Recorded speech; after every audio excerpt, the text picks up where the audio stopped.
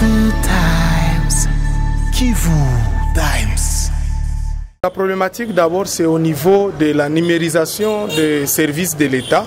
Vous voyez que les centres de capture normalement devraient être numérisés et informatisés pour que lorsque la personne arrive pour faire l'identification et pour avoir les services de l'État, normalement, ça doit être numérisé. Mais le problème, on se demande si c'est ça le cas au niveau de la capture, des centres de capture. Maintenant, les gens avaient commandé, avaient passé leur commande. Alors, après avoir passé leur commande, il y a eu, ça nécessitait juste avoir la livraison. Mais malheureusement, pendant la période qu'ils attendaient la livraison, il y a eu l'incendie de la poste de Bukavu. Et le centre de capture a été calciné aussi. Mais aujourd'hui, s'observe en tout cas une lamentation en tout cas massive de la population, parce qu'on a encore des tendances de demander encore de l'argent à ceux-là qui avaient déjà commandé les passeports, au lieu qu'ils puissent être livrés leur passeport, parce qu'aujourd'hui, d'abord il se pose la question du prix du passeport. On ne sait pas c'est à combien.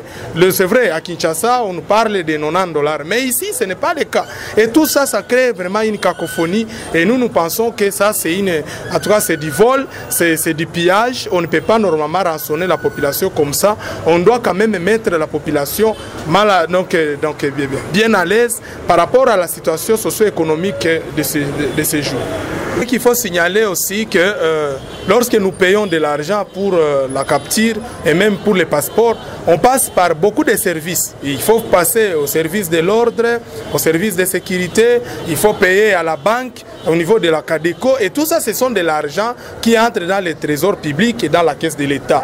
Mais aujourd'hui, on observe que si on commence à demander de l'argent, c'est-à-dire la caisse de l'État a été pillée, alors que ce n'est pas le cas. Donc je pense on doit mettre les gens dans leurs droits selon la commande de tout et chacun.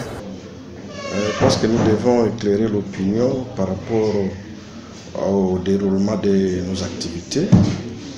Bon, nous informons, nous demandons à ceux qui avaient connu des problèmes dans l'incendie qui avait ravagé l'immeuble de la Poste, dont notre bureau faisait partie, que tous ces victimes, tous ces sinistrés doivent attendre la réaction du gouvernement par rapport aux différentes requêtes qu'ils nous avaient adressées.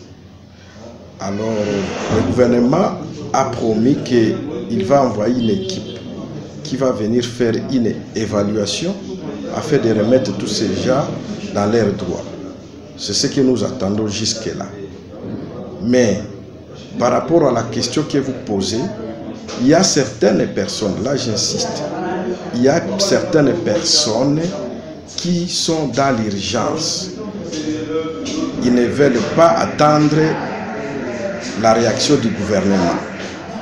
Alors, eux-mêmes, de leur propre gré, ils achètent leur formulaire à la banque et ils les amènent à l'ANER pour l'identification.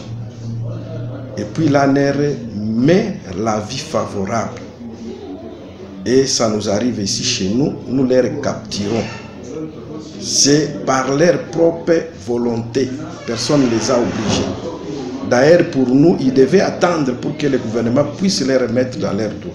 Mais eux-mêmes, ils insistent. Personne ne les a poussés d'acheter de nouveau les formulaires.